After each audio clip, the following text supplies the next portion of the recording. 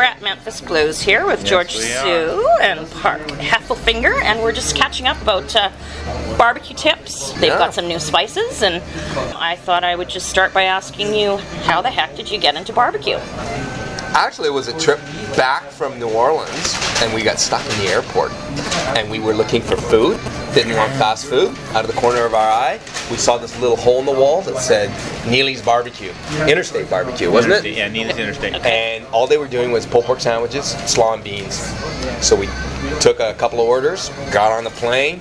Wow, chowed down, and we knew right then. Gotta bring this to Vancouver. Much in Vancouver at all there was really not. Well, there was a little place down in Kitts called Fatso's, but long time ago. It wasn't. Okay, right near the beach there, almost, wasn't it? No, he's still down on Broadway in McDonald area. Oh. But really, it was very inconsequential. Okay. Huh. And George and I, even while we were doing the build out here, went down there and ate, and it was mediocre and very forgettable.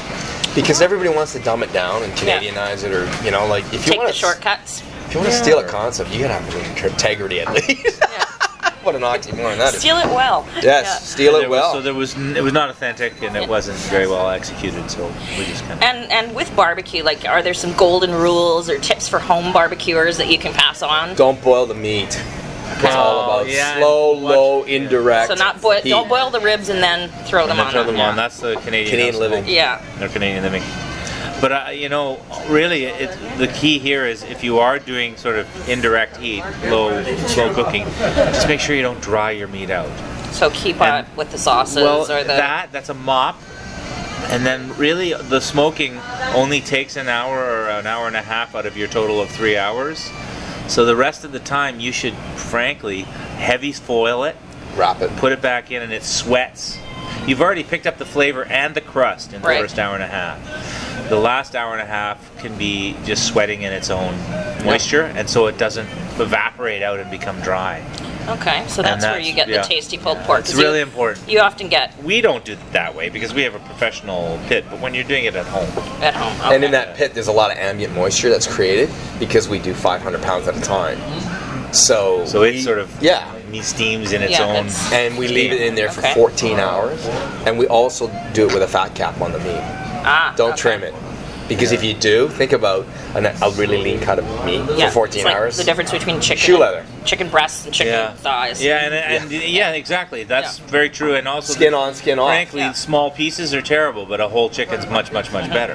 Right? Get the moisture. And I'm trying to do a salt encrusted chicken. I bought all the salt, and we'll see how that works. See how that works. Sounds ideal because it'll keep the steam in. What about the best cuts of meat when you're barbecuing? Do you have favorites here? Or? Well, you use the cheaper cuts of meat, right? The whole trick in barbecuing is to make those cuts tender, tasty. It's really slave food. It goes way back when plantation time. The cheapest cuts went to the poorest people. Yeah, because they would, like, the landowner would have the animal, and they would butcher it up, and they would take the loin, or the steak, center cut chop, and then they'd give the offcuts, which are the the front shoulder, very tough. Ribs. The ribs, not that much meat. Tail. The brisket, front, very tough. All of that stuff went to the all slaves. The stuff that's being worked, you're working as an animal. And they made it tender and tasty, because what else? Where else are you gonna get protein, right? You're working on a cotton plantation, let's say. Nothing else to eat except bugs.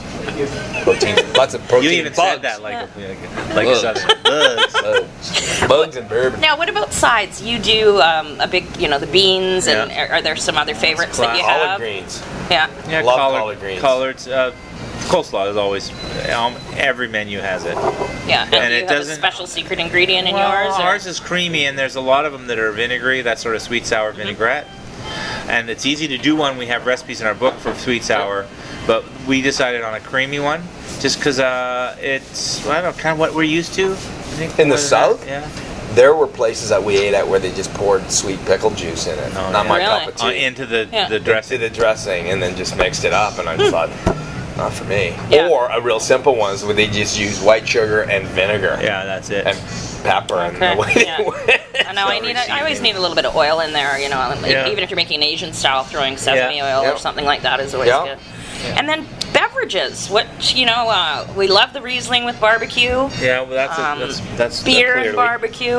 Well, I don't drink beer. So when I have an alcoholic beverage with dinner, it's always wine. Always, always, always, always. I might have a bourbon after, or before, maybe. Yeah, bourbon and soda, say, but after as a digestive. But during a meal, I always have wine, whether red or white. I have no preference one way or the other. But it's the acidity in wine that helps enhance the flavors. You know, there's just something about some of the fat. Yeah, because I mean, when you drink a beer, it doesn't do a thing for the flavor. Just fills you up. But when you drink I'm wine, not good with having beer and food because I mean you only have so much room in your stomach and you end up exactly. But I can sit on the patio and drink a few beers. If I'm really and everybody does that on a hot day, right? No problem. What about particular types of meat with particular types of wine? Well, of course, there's nothing wrong with the 2,000-year-old rules, which are sort of red with red, white with white. But now that we're kind of hipper and a little more educated, we can play with that a bit. So the lighter reds go with some of the lighter meats, and some of the fish and some of the white wine, traditional white wine foods. So a Pinot Noir is really good to bridge the gap between that and some either chicken or fish, and then. It's the same thing. Some of the big, heavy whites would go well with some of the richer like an red oak chard. Sure, oak chard, that kind of thing. And even a Viognier, a really powerful Viognier as the alcohol. One of the sort of more visceral. Yeah. But we have in the passport a lot of Malbecs and Carmeneres here. Brisket, ribs, fabulous as well. I guess Malbec, Argentinian meats. Sure, but I mean, if we're talking about basic, spare rib dinner, as the Canadians would say, I'd still have Riesling with it because Riesling and pork is great. And you've got a new line of spices. You had the sauces already. Rubs, yeah. So tell us a little bit about the various. We have 2 rubs now that are out there. One is an all-purpose that you can use on poultry, pork, even seafood, sprinkle on salmon. Good on potatoes. Yep. And then we also have one that's a little more savory. Yeah. Has some chili flakes in it, cumin, brown sugar instead of white sugar, and it's what we call the brisket and lamb rub. And it's was for the this something you were using here? It's always had 2 rubs here. Okay. Both of them are in-house, and then the 2 sauces, of course, are famous barbecue sauce, the red sauce, Memphis-based. And the mustard. And then the Carolina mustard's fabulous. It's got that nice acidity, and it's great for cutting the richness of lamb or beef or anything like that. And, they're all available at all the stores. And we also have gift baskets that are available as well. Okay, so we're looking at... $30.95. $30.95 for all 4 plus the basket and wrap. Right, and you could throw in a butcher certificate or something. We can do whatever. We can add it to whatever you like. Yeah. But just a couple fun questions. What about things like your first food memory, like when you were younger? Oh man. Time Life Foods of the World. My dad had the series, the Time Life, edited by Craig Claiborne. I asked for, we were allowed to have whatever we wanted on our birthday, but my mom somehow managed to get scallops, and I had them for the first time then, and it was game changing. Yeah, for sure. So always I have too many. Oh, he has, because I grew up Chinese culture. Yeah, food, and it's just everything. Yeah. But probably one that was pretty immediate was when I was very, very young. My nanny took me out and we ate street food, and it was like little satays, like chicken skewers and all that. That was my first experience, because it's about cooking over coals that really had that great flavor. And I think that's something that I remember right away, like, wow, this is like not just chicken that you get at home or anywhere else. It's got that flavor. And of course all the marinades. It's that culture. So that got you right into barbecue right there? Yeah. Right there. Well, at least thinking about it all the time, like, wow, that was really, really, really good. And what about barbecue cities? Any favorites that you've, obviously down south in the U.S., but way through maybe Memphis, if I take it outside of North America to... have you ventured over to Argentina and... for the open pit stuff? Yeah. Their barbecue's a little different, right? They like to eat everything like well done. So and they like to eat things that are not aged, like in Italy as well. Like if they, like if you want a steak, it's young. It's young, right? And it's got chew, and they like that. Huh. Okay. And in Argentina too, they don't eat it bloody. It's cooked through. And that's not my cup of tea. And all the grass-fed stuff is usually freshly killed and then cooked, so it's not aged for 30 days. It doesn't have those deep flavors that come with it's aging just different. And texture. We just eat it differently. That's all. We eat it rare. They think it's, they frown on it like, whoa, you can't eat it while it's bloody. Huh. So, and then within America. Well, we went to Memphis, when we're doing I've our been to research, we ate through Dallas. a lot of barbecue. Yeah, Dallas, New Orleans, and then points between. I ate barbecue Florida. in Kansas City. We liked Memphis style the best. We love pork, both of us.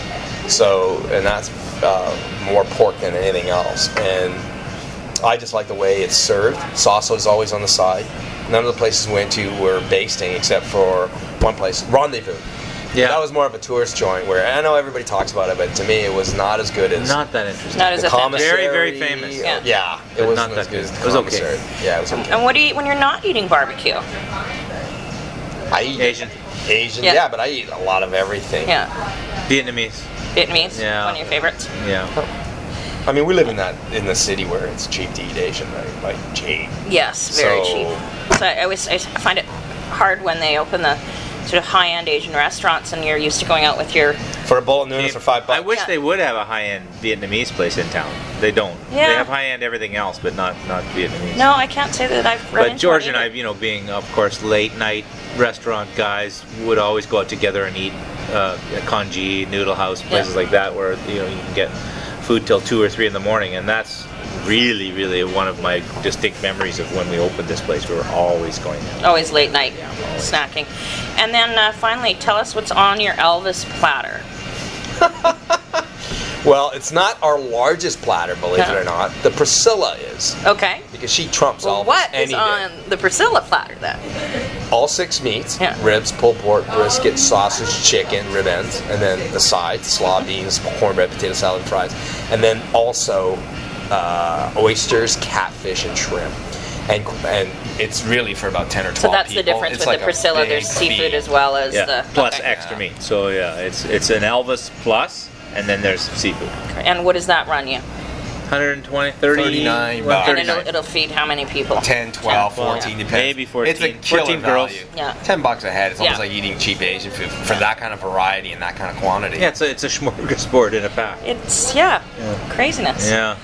Well, that answers a few of my questions, and Great. I guess you'll be looking forward to selling some of your rubs Gift over packs, the yeah, Christmas for sure. holidays. Yeah, and, and soon they'll be, like in the spring, we'll probably launch in into retail stores. And when But we right do now that, it's just we'll in probably the do some restaurant. demos Yeah. at these stores, do some cooking, and hopefully somebody will have a couple of barbecues that we can actually play on as well. And I think what would be good too is to use these sauces and rubs, in a kitchen. Like some people that live downtown, especially in apartments, they can't have a barbecue. Yeah, yeah. Right? That's And we should add that these are all made with the same ingredients that we use here, and they're all natural ingredients, no additives, no preservatives. So they are Yeah. exactly They're the real what you thing, get here. what yeah. you So get the here. sauces are heat pasteurized, so they will last in your fridge. The rubs do not have silicone dioxide in there, so you So do they- have to shake it up before you use Okay. it. It might clump, but clumping does not mean that it's gone bad No. or it's stale or anything like Just that. a bit of It's just moisture getting in natural. there, Yeah. probably. Exactly, they're all natural ingredients, so they'll settle. So just give it a shake and everything reincorporates. So. Okay, well, thanks very much for welcome. Well, thank letting you. me eavesdrop on your barbecuing tips, and Well, that's guess we'll good. just look forward to a good holiday season. Thank you. You Lots too. of Yeah, good yeah. times.